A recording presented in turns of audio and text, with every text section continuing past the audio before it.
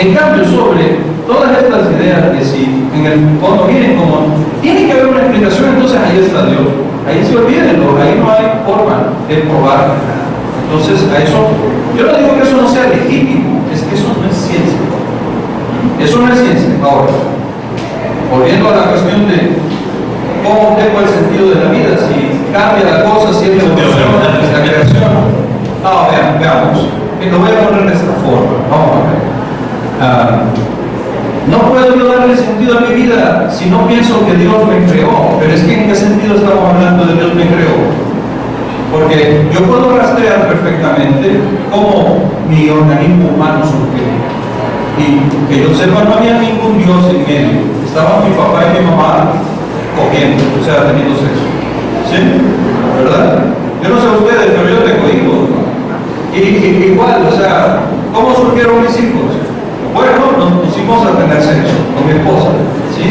Y es más, tus hijos se aparearon. Pero no soy yo. No, pero no sé. No, soy mejor, 1000 veces mejor, perdóname. Pero depende. No, lo siento, pero yo no lo admito. Sí, no lo admito. Sí. Uno puede decirle a su pareja que quiere coger, pero no puede decirle me voy a parear contigo. O sea, eso yo recomiendo que si le dice su pareja eso, olvídenlo, ¿no? Ya tiene una buena razón para cortarlo. Ahora, el punto es, no se pongan nerviosos con este tema, ¿verdad? No te pongan nerviosos, por favor. Ahora, no, vamos a ver. El hijo que surge de esto no tiene nada que ver con las ideas de los padres sobre él. Los que somos padres sabemos que teníamos unas ideas sobre nuestros hijos de cómo iban a ser. Algunas coinciden, pero la mayor parte no. Eso es el azar, son los genes. El que tiene hijos sabe eso. Y además, que a mí me digan que yo no puedo darle sentido a mi vida si no remito a un Dios creador. ¿Y por qué tengo que irme tan atrás? ¿Por qué necesito hacer eso? Todos somos el resultado de la creación que nuestros padres y la misma sociedad ha hecho de nosotros. Lo que determina el sentido que le damos a nuestra vida es la formación social. Ahí la biología juega un papel, pero no juega todo el papel. ¿Ya? Entonces, yo creo que es un falso problema. Yo creo que algunas personas necesitan pensar que su vida tiene sentido porque hay un creador que se lo ha dado previo incluso a que nacieran. Bueno, vamos a ver si les funciona bien, es legítimo. Pero eso es una creencia, no deja de serlo. Yo a mi padre sí sé quién era, ya se murió, ¿no? Pero yo sé quién era. Mi mamá ahí está, ¿verdad? Pero de este Dios, no. Y la otra cosa, lo último. Siento que aquí el problema lógico esencial en esta argumentación es que se está apelando a Dios a veces sin contenido muy general y a veces con contenido de manera según como nos interesa usar. Porque cuando se dice el Dios creador, pareciera que cualquier persona, independientemente de su creencia, va a pensar que es lógico que haya un Dios creador. Pero que yo sepa, los cristianos no creen solo en un Dios como el que creen, no sé, los zaratustrianos no, creen en un Dios muy especial, que tiene un nombre, que tiene una historia, que sacó a un pueblo de Egipto, toda la historia que ya conocen, ¿no? Muy bien, entonces que me explique a mí la persona que apela a Dios, cómo es que salta de un Dios sin contenido, muy genérico, a un Dios más específico y no nos explica el salto. ¿Ya? Eso me parece a mí que es ilícito argumentativamente. Bueno, nadie me respondieron así tú la de la explicación pero ya lo voy a ir respondiendo. Por aspecto de tiempo, voy a ceder la palabra a todo el auditorio. Sé que tendrán preguntas y comentarios que hacer a los panelistas, así que queda abierto el micrófono para que inicie el debate ya con todos los aquí presentes.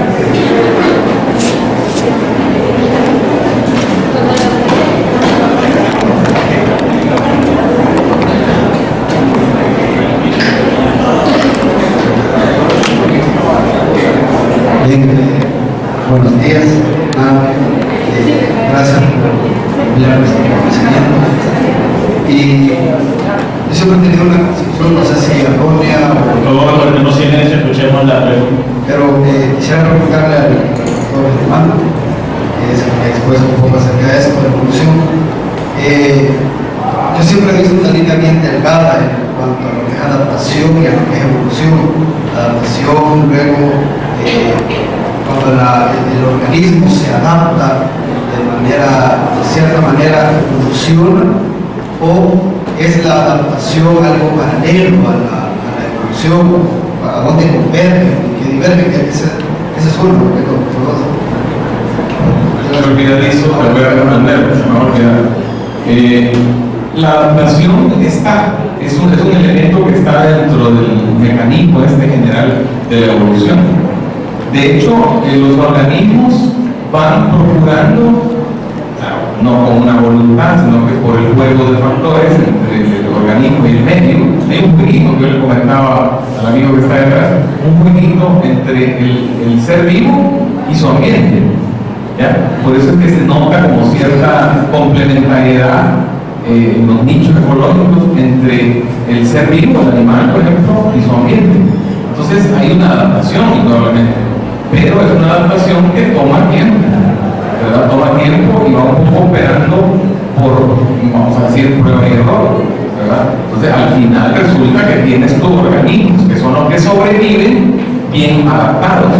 Si de repente, así de manera brusca, tú rompes esa armonía entre el organismo y el medio, como puede ser, por ejemplo, que el ser humano intervenga depredando, entonces le rompes el vínculo y el organismo se queda como en el aire, entonces ya no puedes sobrevivir. Es una cosa que se va construyendo, pero la adaptación está ahí esperando, ¿verdad? Y se puede decir de que después de que el organismo se ha logrado adaptar, evoluciona. Sigue evolucionando. O sea, la evolución no para. No para. En nosotros está operando. Lo que pasa es que es lentísima. Es lentísima. ¿Ya? No la notamos. ¿Verdad? Si ustedes comparan que a los egipcios con nosotros, no hay mayor diferencia. ¿Ya? Pero la evolución sigue. Se nota mucho, por ejemplo, en los microorganismos. Ahí sí es más rápido que se nota. O sea, solo para dejar claro, la adaptación es parte de la evolución y la evolución es el resultado de la adaptación. La evolución es todo el fenómeno, ¿verdad? Que toma en cuenta la adaptación. La adaptación es clave, como ya dije, como vínculo entre el organismo y el ambiente.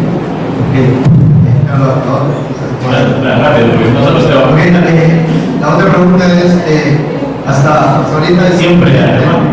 No, es esta,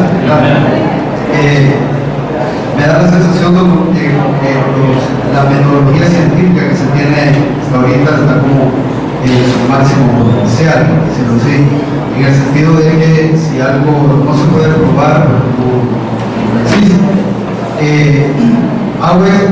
Digo esto porque tal vez el método científico siempre ha sido el mismo, pero los instrumentos para probar la ciencia han venido cambiando y han venido evolucionando. Platón, Aristóteles, Darwin, todos ellos no tenían los métodos científicos que tenemos hoy. Y evidentemente, si esto evoluciona, la tecnología y todo, dentro de 200 años, 300 años, los instrumentos para probar la ciencia van a ser mucho más avanzados. Eso me llama la atención porque yo leía un libro de una novela, Ángeles y Demonios, por ejemplo, donde se habla de un padre que es científico y hablando acerca de la materia y todo eso, y se le hacía la misma pregunta acerca de Dios, la creación y eso, y decía el sacerdote, lo que pasa es que la ciencia es aún demasiado joven para poder entender a Dios. Esa es la respuesta que estaba. No sé si qué perspectiva tienen de esto, cómo se podría plantear. Quizá volviendo al tema anterior, es que también otros autores, que como aquí depende de nombre y forma de explicar, tu pregunta anterior, algunos manejan macro evolución y microevolución. Hace una diferencia entre macroevolución y microevolución. La macroevolución se refiere a los supuestos cambios de los organismos, supuestos cambios de los organismos. ¿Por qué? Son cambios drásticos. ya no tienen irreversibilidad. Pero la microevolución, ellos no plantean estos factores, no solamente una mera adaptación al clima. Por ejemplo, lo que ya se habla mucho, pues, como se dice que la vida es, ¿verdad? Tu cuerpo te va a poner oscuro para proteger el sol, pero va a volver a blanquear. Si está en un clima frío, tu mano va a crecer más rápido, pero en un clima tropical puede crecer a la velocidad. Es una otra perspectiva de lo que el ministro estaba diciendo. Es otra perspectiva nada más, dependiendo de qué se y tu pregunta anterior, solo entiendo, porque parece lo mismo que no llegas a conforme te entiendo, esta pregunta, fíjate que hay diferentes métodos de investigación, no lo entiendo. Por ejemplo, el método documental, no es el mismo método. El método documental se lo digo yo al muchacho en clase cada día, ¿verdad? Vamos a ver, ¿cómo se puede probar que uno viene a clases? El método científico prueba, el ensayo, no, mira, y ahora para la lista de asistencia y si te da tu nombre, no viniste. Ese método documental, ese es el pero eso lo ocupa en la arqueología. Pero el método científico, el clásico que estamos hablando de ensayo, de prueba, es eso, se aplica en ciertos campos, métodos. ¿Comentario? ¿Preguntas? Si se sabe tomar el micrófono. Me voy con la sensación de hasta ahora no tener tocado creacionismo propiamente. Cuando hablamos de creacionismo científico, el creacionismo científico habla de paleontología, geología y biología. Pensé que íbamos a hablar cuál era la postura que tiene el creacionismo en cuanto a los fósiles, a la cuestión de la medición de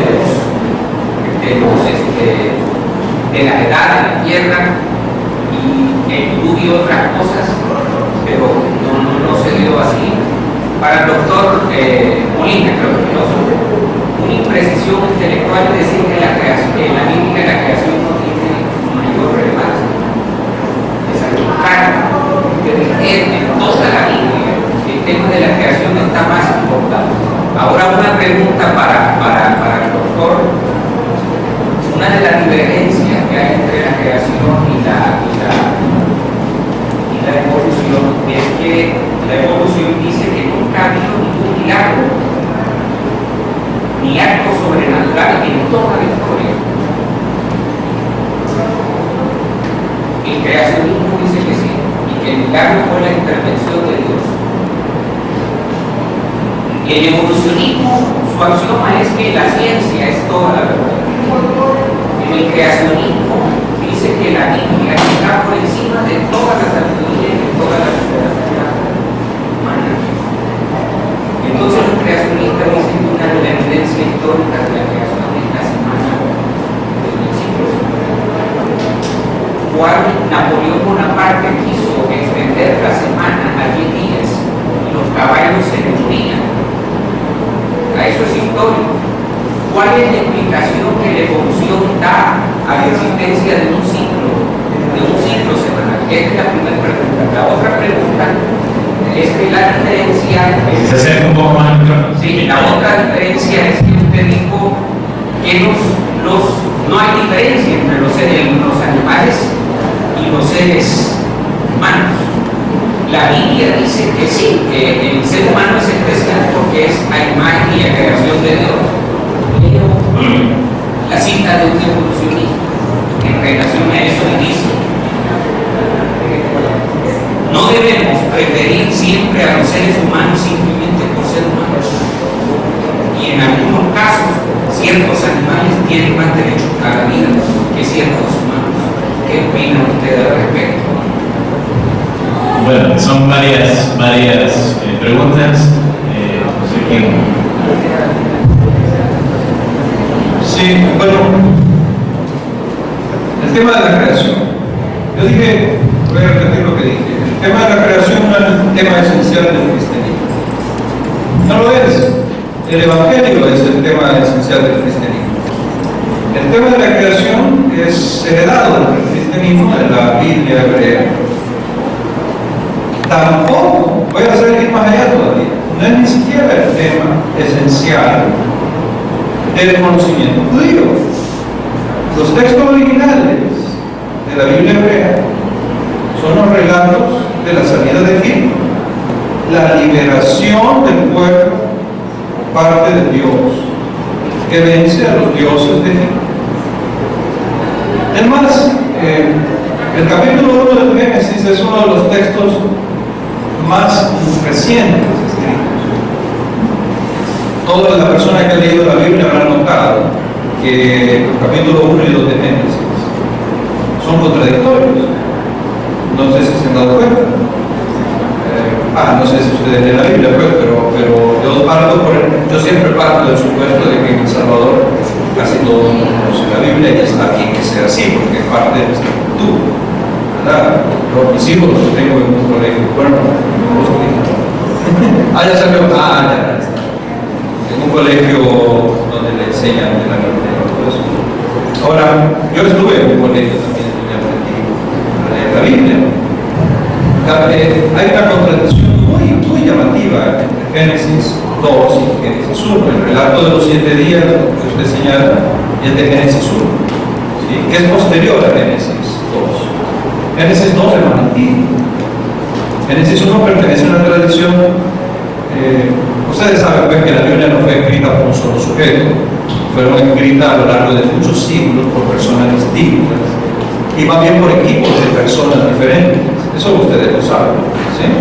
Sí, fue escrita a lo largo de mucho tiempo y además mucho tiempo después de que supuestamente pasaran las cosas. ¿Ok? El relato del Génesis, uno ni siquiera es original del mundo hebreo.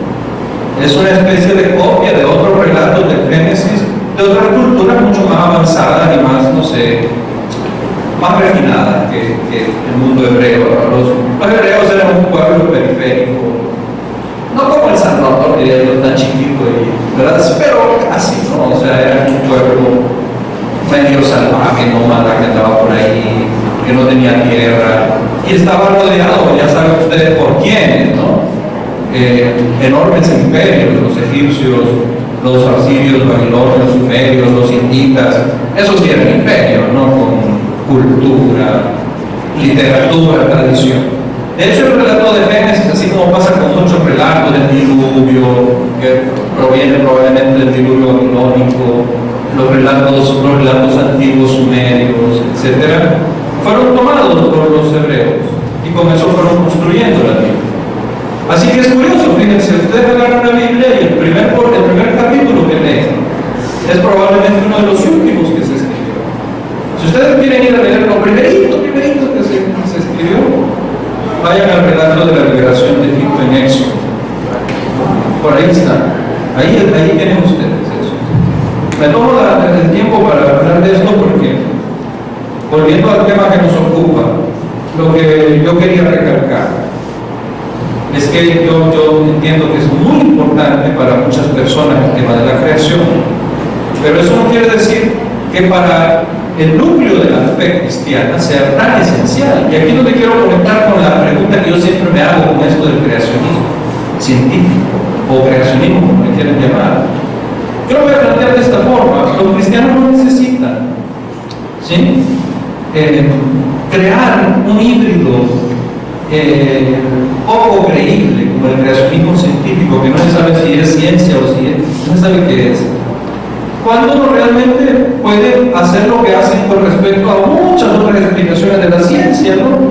Miren, aquí seguramente hay personas cristianas y nadie tiene problemas con las leyes de Newton, nadie tiene problemas con la electricidad, no, el problema siempre es con la biología darwiniana, siempre el problema es con la evolución y tiene un sentido.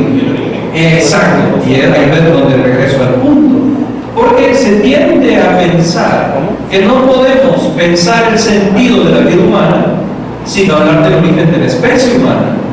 Y yo quiero volver sobre mi propia ponencia. Yo creo que eso es una manera cerrada y errónea de plantearlo, ¿sí? Yo pienso que no solo podemos, lo hacemos todo el tiempo nos estamos planteando el problema del sentido de nuestras vidas, individual y colectivamente. Luchamos por eso.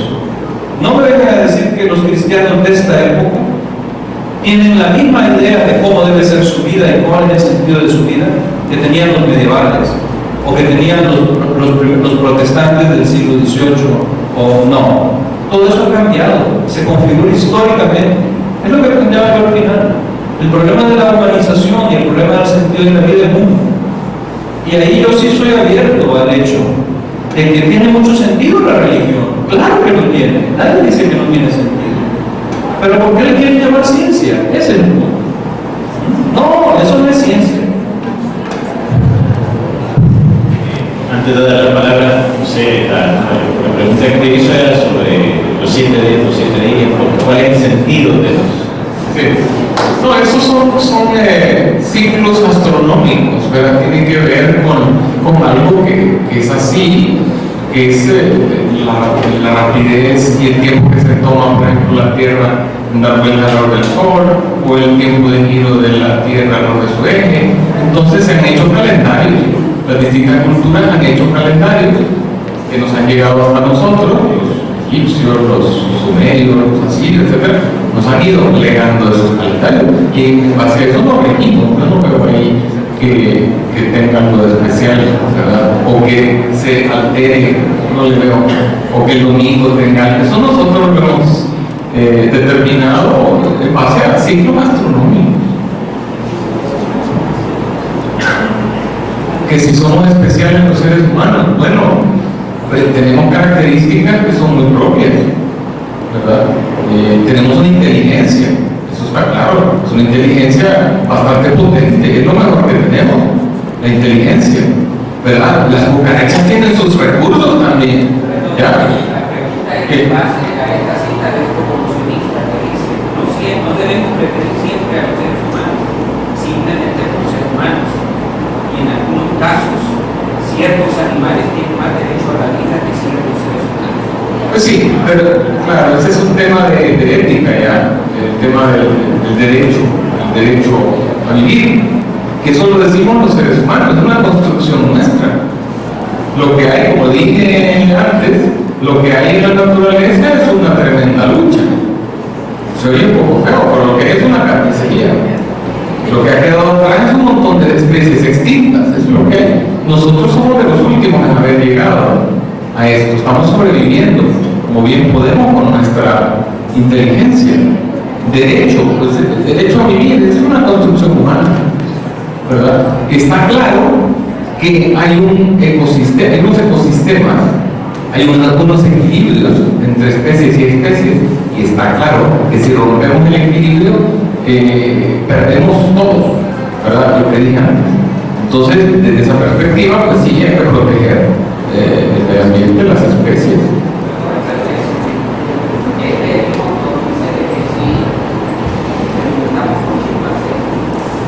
Y si nosotros somos iguales a los animales, ¿por qué no podemos experimentar con seres humanos?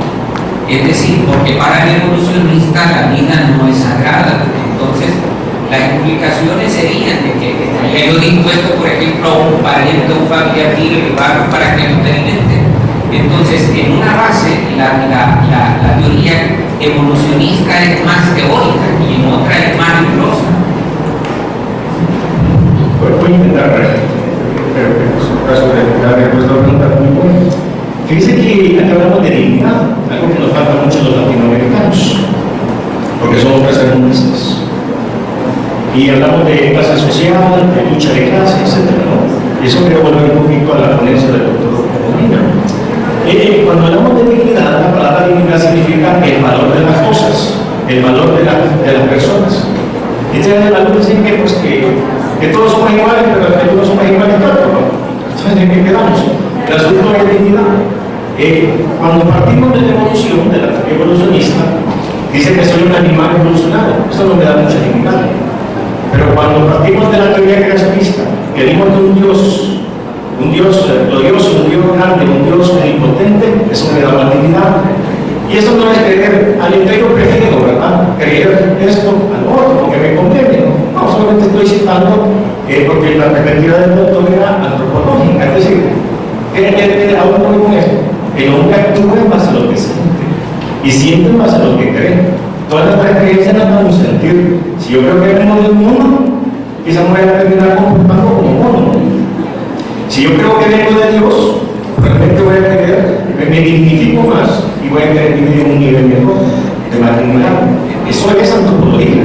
Eso es yo actúo en base a lo que siento. Y siento en base a lo que creo. Ahora yo creo que lo mejor yo creo que debo de actuar en base a lo que creo, no en base a lo que siento. ¿Verdad? Pero eso quiero unirlo a otro aspecto.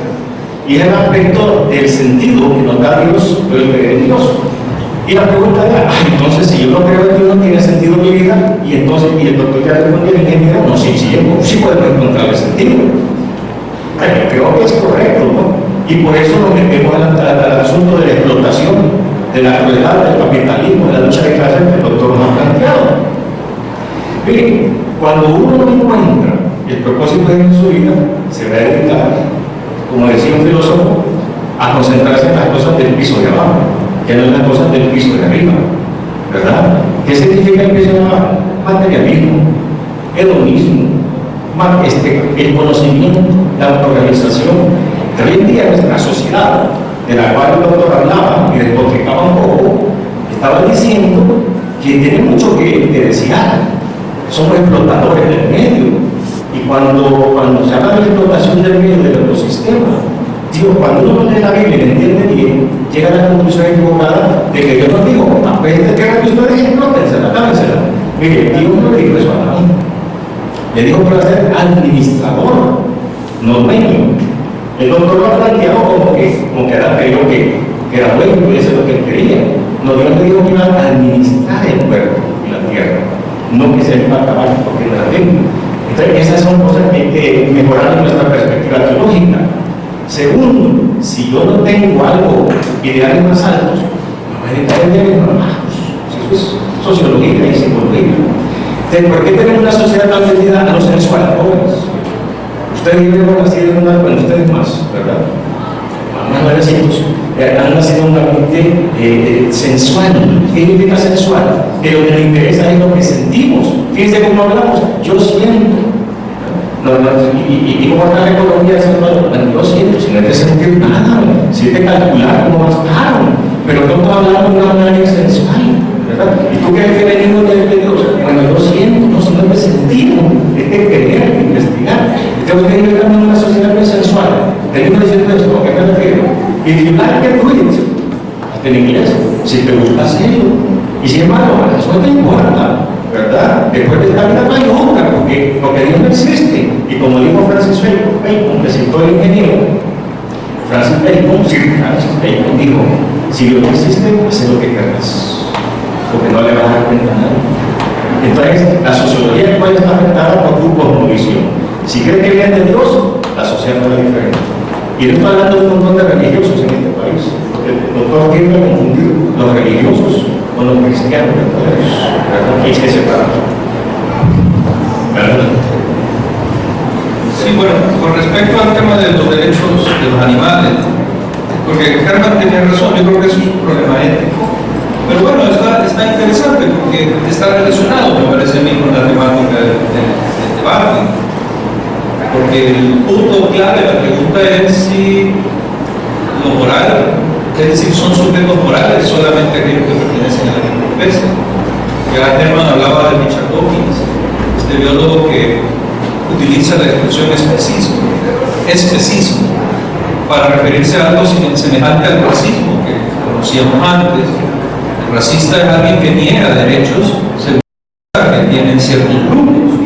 El especista, dice Dawkins, seríamos nosotros, todos nosotros, que, por ejemplo, si agarramos a uno de ustedes y lo empezamos a torturar, esto sería una violación de derechos y sería algo moralmente malo, ¿sí? Exacto, por eso no experimentamos con humanos. En cambio, si vamos a agarrar un animal, podemos torturarlo y hacerle cosas malas, a causarle dolor.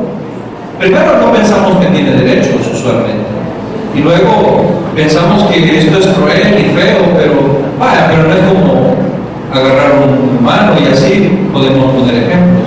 Es más, hay gente que sí es muy sensible al dolor de los animales, pero no tiene ningún problema para comerse un pollo o una vaca o un cerdo y comer pupusas de chicharrón. Hay a los cerdos, por cierto, no los tratan muy bien cuando los matan, ¿okay? Así que hay gente que sí es muy, no, pues pobrecito el chuchito, ¿no? Pero hay que pensarlo despacio. Hay un filósofo australiano, Peter Singer, que trabaja mucho este tema de los derechos de los animales. Entonces yo quería solo hacer una observación sobre eso. Esto conecta con nuestro tema porque, según muchos evolucionistas, el concepto de persona culturalmente lo hemos atado a los seres humanos, pero podemos hablar de personas no humanas. Por ejemplo, cuando yo digo que alguien es persona, ¿qué estoy diciendo? Una respuesta a eso viene de las religiones, sobre todo del cristianismo. La gente contesta que tiene un alma, espíritu, o fue creada por Dios como tal. Y fíjense que es curioso, porque muchos jóvenes, sobre todo, pero igual, muchas personas luchan por los derechos de los animales, usando el argumento de que muchos animales no humanos, nosotros somos animales, pero humanos, muchos animales no humanos son personas, como los grandes simios, por ejemplo. Miren, una característica de las personas que tienen lenguaje. Claro, los gorilas y chimpancés no tienen aparato fonador, pero pueden aprender en entrenamiento el lenguaje de señas. Y hay casos documentados, ustedes pueden ir a investigar y van a ver que esto no es pseudociencia ni nada de eso, es ciencia. Y ahí está probado que los gorilas y chimpancés pueden alcanzar una capacidad comunicativa equivalente a la de un niño de 3 o 4 años más o menos, mediante el lenguaje de señas de sordomudos. ¿Sí? Entonces, este animal que no es humano, ¿es persona o no? Fíjense que se ha comprobado que los gorilas y los chimpancés tienen noción del pasado y del tiempo, recuerdan fechas, saben lo de la semana que decías tú, saben reconocer cuándo es domingo, cuándo es día de fiesta y cuándo es un día normal, digamos. ¿Sí? Está comprobado, documentado. Es más, se entristecen cuando muere uno de los compañeros y le guardan luto. Se ha hecho mucha investigación sobre eso. ¿Sí? Entonces, yo a lo que voy es, dame tiempo, si solo voy a ser breve, prometo, voy a ser breve. Vean, el punto es este. Hay un peligro en atar la dignidad de la que hablaba el profesor Barahona a la pertenencia a una especie. Por ejemplo, frente a situaciones como estas. Yo creo que mucha gente se cuestionaría muy bien la idea esa de considerar personas únicamente a los humanos. Además, en la cultura occidental, realmente no solo los humanos son personas. Dios es persona, ¿verdad? O sea, es bien interesante, es de los ángeles, todo eso, ¿no? Ahora, pero fíjate, démosle la vuelta a esto. ¿Por qué lo experimentamos con humanos? Algunos responden que porque pertenecen a la especie humana. Y otros respondemos, como en mi caso, que porque son personas. ¿Sí?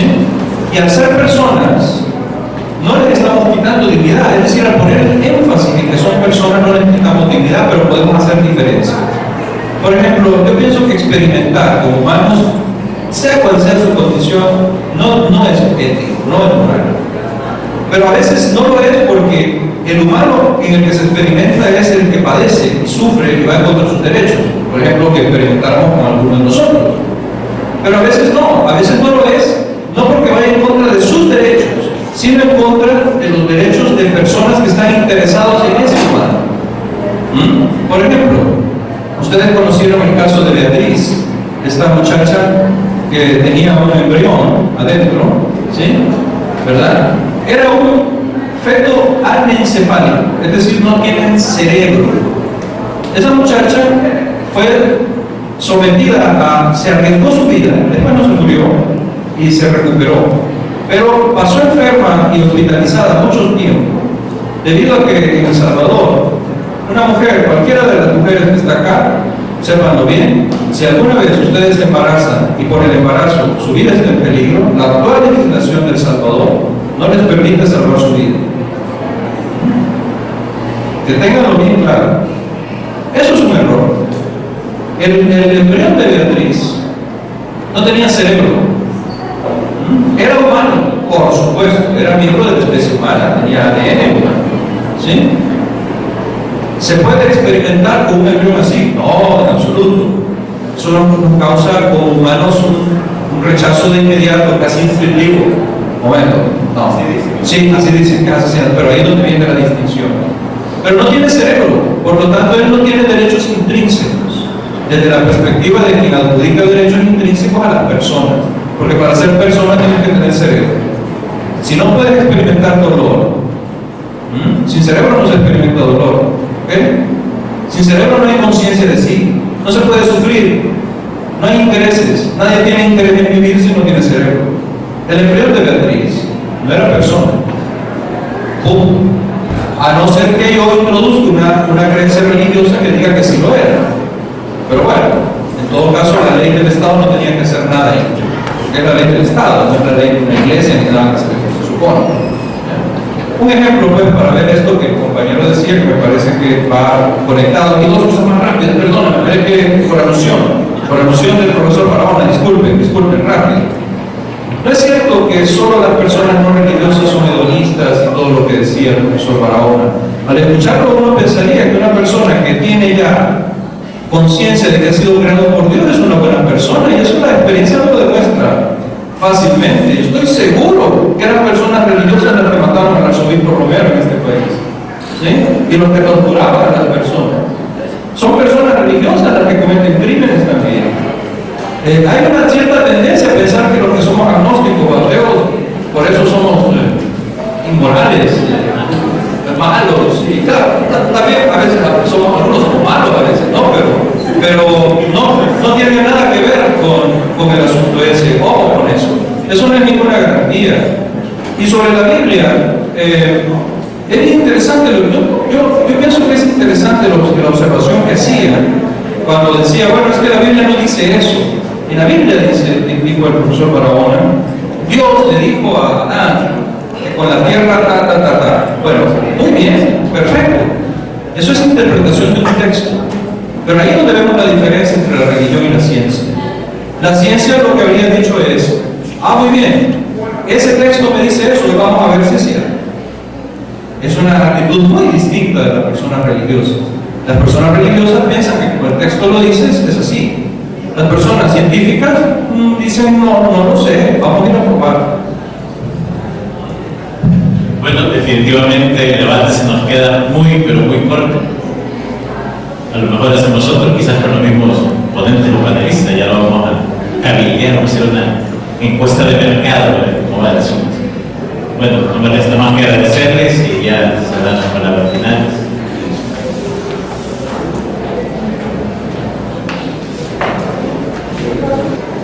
Bueno, agradecemos aquí al moderador y a todos los panelistas por este interesante debate que han participado. Ciertamente hay mucho por discutir, pero creo que queda en insumo para que cada uno y cada una saque sus propias conclusiones. Antes de terminar esta actividad, queremos entregar unos conocimientos a los participantes, por lo que invito a la licenciada Nancy Melgar a pasar al frente para hacer entrega de dichos reconocimientos. Cada uno de ellos reza de la siguiente manera. La Universidad Evangélica de El Salvador, Facultad de Ciencias Sociales, profesor y doctor Santiago Echeverría, otorga a doctor Carlos Molina por la presentación de su conferencia magistral denominada Reflexiones en torno al antropocentrismo y la humanización, dados en Salvador los 13 días del mes de marzo del año 2014.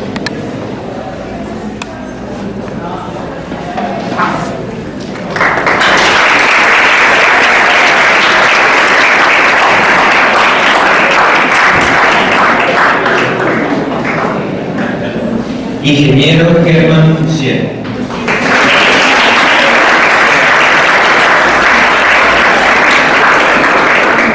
Pastor Julio Barahona.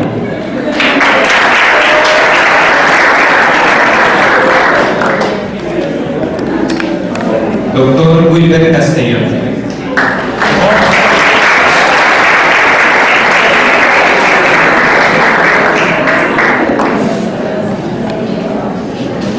Para finalizar este evento, vengo a la licenciada con unas breves palabras de cierre.